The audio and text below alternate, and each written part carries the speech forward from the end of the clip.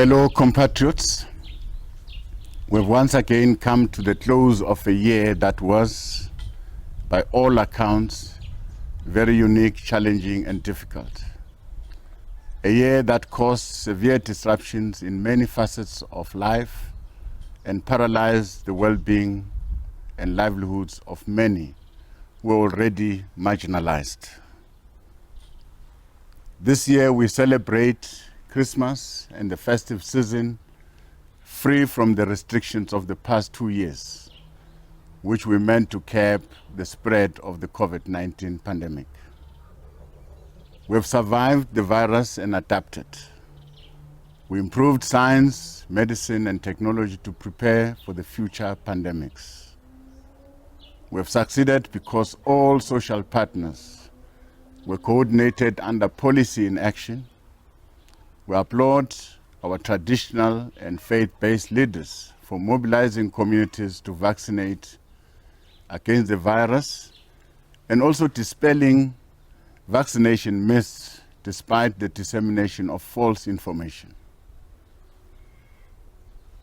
Also in 2022, terrible floods in different parts of our country, especially in KwaZulu-Natal, the Eastern Cape and Northwest, killed many of our people and displaced a lot of families who lost their homes. We also have families who have lost their loved ones in horrific accidents on our roads, putting an end to many young, promising lives. The overall effect is that some of our fellow citizens will have to spend this holiday season and Christmas without their families and friends.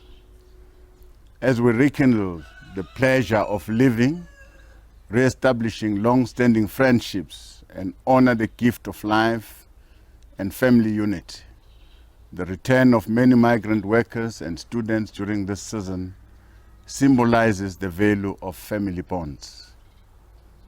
While being a secular nation, South Africa has made the Christmas season an inclusive day in our calendar, thanks to its strong connections to family, get-togethers, gift-giving, and celebration. This is very important because it strengthens social cohesion and bonds of togetherness, community unity, and giving thanks to loved ones who usually spend the year away from home looking for better opportunities. Fellow compatriots, our country continues to make the necessary progress as a member of a family of nations. Our life expectancy keeps going up because of our better healthcare system, especially in the fight against HIV and AIDS and TB, and a socially safety net for the most vulnerable amongst ourselves. However, the festive season should not make us complacent about the continued threat of HIV and AIDS epidemic. We should take every precaution to protect ourselves from risky behaviors. We also end the year facing rising levels of violence against women on their gender, most of which comes from intimate relationships. This is further worsened by the abuse of children, whom we should treasure and protect, for they represent the future existence of our nation. The cancer of sexism, tribalism, racism, and ethnicity that continue to undermine our collective being as a nation have shown their ugly heads again, undermining our social cohesion. Collectively, these social ills undermine the commitment to building a united, democratic, and a prosperous society we all envisage at the founding of democratic South Africa. Approximately 6.5 million people in our country are food insecure. We should reflect on the poor, the less fortunate, the sick, and the frail, while we celebrate Christmas with our families, because they remind us how much change is still required in our society. Our sincere gratitude goes to those who during this festive season and throughout the year have helped the hungry, have helped the homeless by sharing what they have. Let us join them in this act of kindness during this holiday season by doing the same for the food insecure, the needy people in our communities. In this season of hope, let us renew our commitment to building a united and a cohesive South Africa where every one of us feels respected and treated with human dignity. Fighting corruption and instilling ethics in our society is very important for our very survival as a people, and every effort must be made to strengthen the movement for societal and moral regeneration. Fellow compatriots, we also confront other developmental challenges, including energy instability that presents itself through load shedding, which continues to harm the economy's productivity to generate job and growth, poor access to water, sanitation, and decent housing for some. We must admit that the majority of our people are still not on the path to a better and more prosperous society, which has been our shared goal since the beginning of freedom and democracy. Wealth inequality, poverty, and a chronic rise in unemployment are unhealthy and very unsustainable, undermining our collective effort as a democratic government to build a society that is cohesive, that is united in pursuit of an inclusive, equitable, and a better life for all. Land ownership is the foundation of our identity and tradition.